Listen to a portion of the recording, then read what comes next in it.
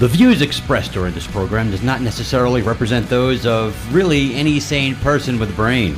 Listening to this program may actually kill brainwaves and make you dumber than you may already be. Listener discretion is advised. Really, because this show sucks to begin with. Hello! Hi! What are you doing, my friend? Didn't we speak earlier in the week already? I don't like you very much, so to talk twice is really annoying. Well, to be fair, I never liked you to begin with, so... It's been a close relationship for a long time. Yeah, hello again, everybody. Welcome to the Fantasy Fat Guys. I am Bill Powers. I am Porterhouse. And today we've got a special guest, Mr. Gino. How do you say your last name? Mignano. Yeah, right. Whatever. And Gino is has guest hosted before, and a couple of weeks ago. is also like our closest thing to a degenerate gambler. So we're going to utilize Gino tonight to help us out in how to bet the big game. Right. So have you guys placed anything yet? I have not. I'm waiting for you to pick your pick so I can go the opposite way. Jerk. What about you, Gino? Yeah, a couple here and there. Couple here and there. Okay. But here's the problem. I think when you start early, then you're like, oh, you know what? Let me try this one too. Let me try this one. And next thing you know, you spent $1,000 betting on a game that maybe if you win, you'll end up with $500. It is a very interesting because it's one game, right? And for the playoffs so far, I've been like 6-2. It's been like or 7-3, something like that. I've been really good. I've lost one game each round, and I went 3-1, 3-1, then 1-1, right? So you feel really good about where you are, but you can never win all that money that you want because there's always that one game that holds you back every freaking week. Right now, I'm not there yet, but I feel like an Asian at a roulette table where he puts money on everything so that even if it hits, he ends up losing money. It sounds like Asian hate to me. Yeah, well, Asian lives matter, bro. No doubt about it. No doubt about it. So today we're going to try to give you a little help, a little bit of an insight into what we're trying to do. We're going to talk about the exciting prop bets that are out there. Also give you some betting trends. And then at the end, because I know you can't wait, we're going to tell you what we've selected. Well, you know what? That's really the key to the whole operation. The good news is that Gino knows what he's doing as opposed to exactly. us, so. It's nice to have one of us. Yeah, which is nice. So anyway. So why don't we start off with you, Mr. Powers, sir? Okay. I know you have some props that you wanted to discuss. So why don't we let you kick off with that? Sure. I started out, I just kind of looked at stuff.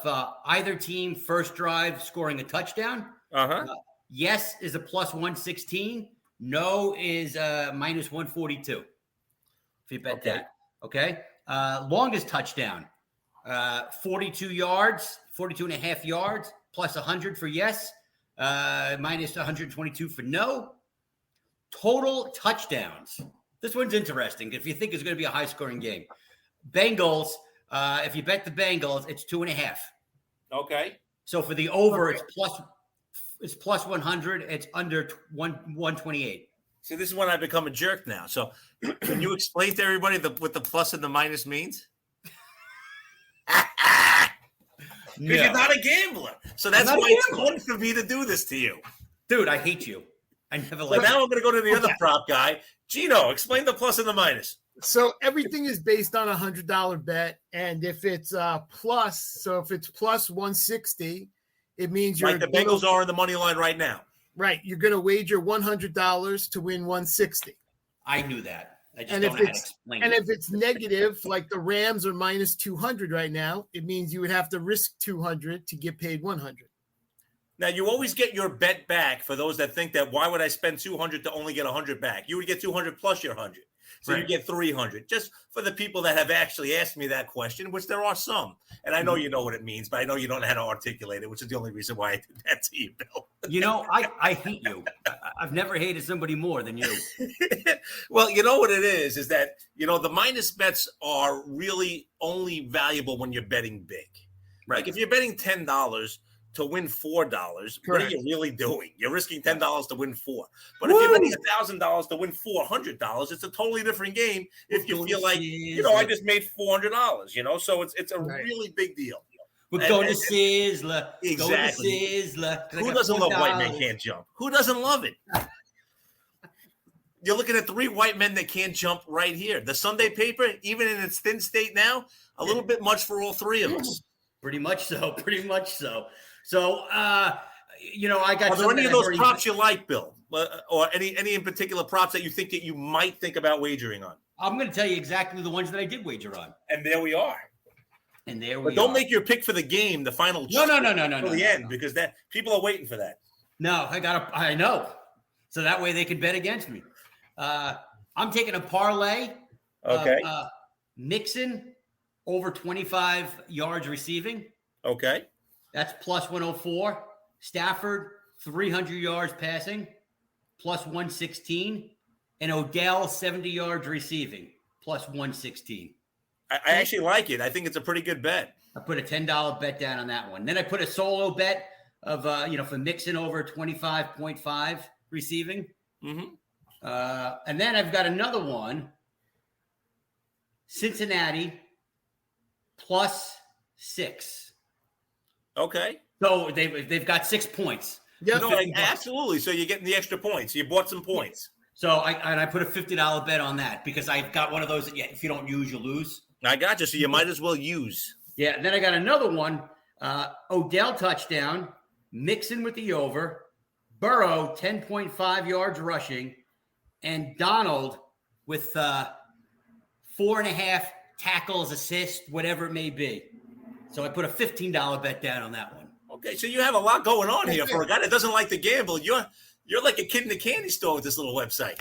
Oh, dude, absolutely. Or a guy or a priest who just gets out of the priesthood with a bunch of hookers. So that if you want to laugh, Gino and I are betting college basketball every single night to the point where we're betting on teams that the game's not on TV, right?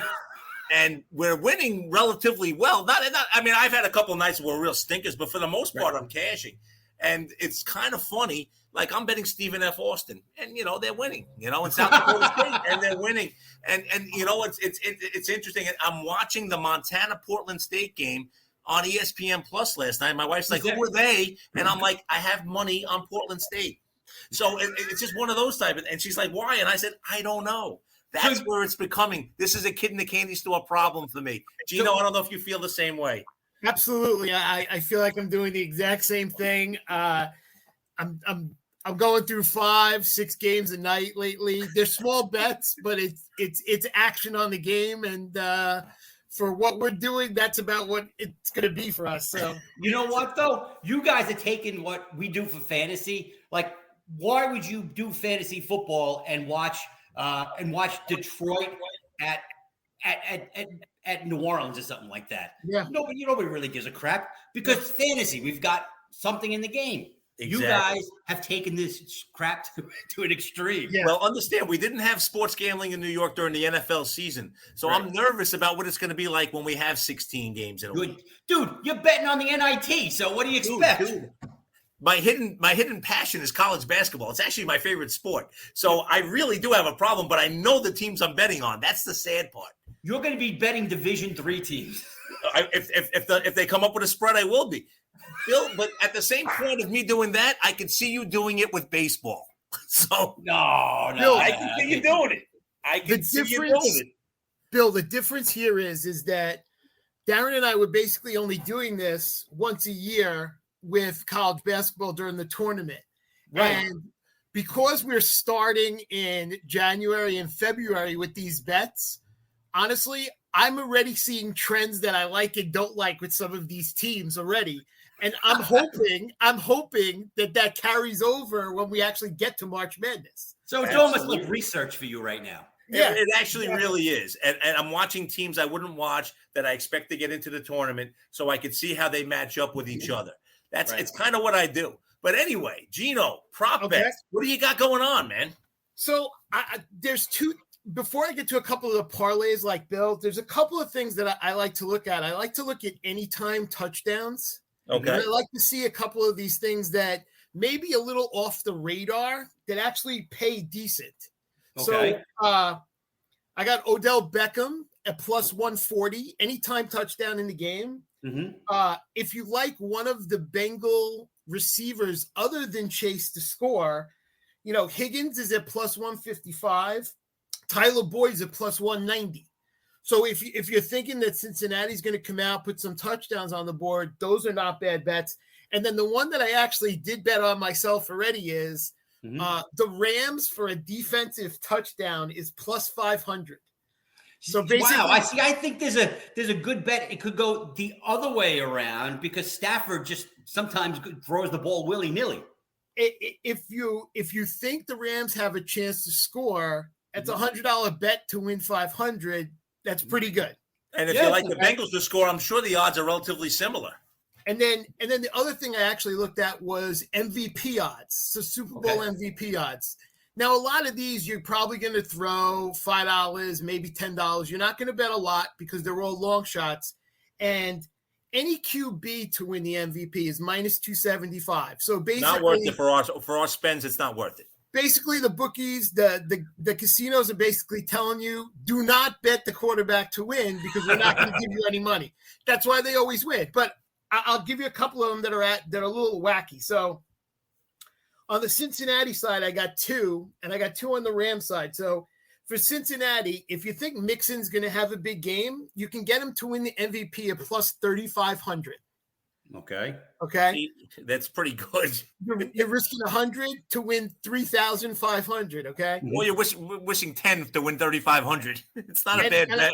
I'm going to give you a bigger one, and that is McPherson. If you think they're going to come out and kick field goals and win this game 15 to 14, and he's going to have 5 field goals in the game, you can get McPherson at plus 6,600.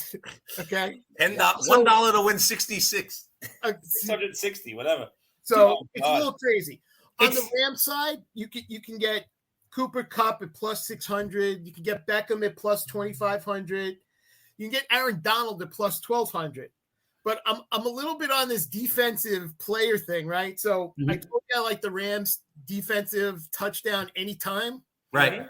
You can get any defensive player on both teams to win the MVP at plus 900, which is you bet $10, you win real money, man. Okay. That's not bad. Right. So I'll give you a couple of little parlays like Bill. So if you're thinking Cincinnati, you can get the Cincinnati money line with Mr. Samray Pejin to score a touchdown, and that is plus 950. Samaje Perine. Get it right. The Mixon backup, and if you think he's got a shot at scoring, it's plus 950. I know Darren likes Higgins. Darren likes Boyd. I know he likes those second and third receivers on Cincinnati. So if you take Cincinnati money line with one of them to go over 54 yards, you can basically get him at plus 575. That's a great bet for me. Not bad. Bill is going to bet another $100 in $5 and $10 bets now on all this stuff because it's crazy and it's hard not to. That's the problem. All right. Because you're not a gambler, and yet it's too enticing. It's too on the you know what's going to happen? Hold on a second. Okay. You know what's going to happen on my Burrow parlay? He's going to end up with 9 yards because that happens. It's just the way it works. I'm going to bet 7 yards. Burrow doesn't get 10. If you're on the Cincinnati field goal bandwagon, like you are, I'm not, but check this one out. So you can get the Cincinnati money line, which is them just to win the game, and then to be over 1.5 field goals. So it means they got to kick 2 at plus 375. And if you think they're going to kick 3 field goals, so over 2.5, you can get that at plus 800. Okay. Another big type bet. Okay. Bill is writing things down. Howard is powering up the bank account. So the kid doesn't need to go to college. Maddie, college is good for you. The world needs ditch diggers too. I'll tell you the one I like on the Rams side, and that's the Rams money line plus Cooper Kupp and Odell to score a touchdown at plus 375. Okay. And if you add to that trio of items, Odell to go over 49.5 yards, it's plus 500.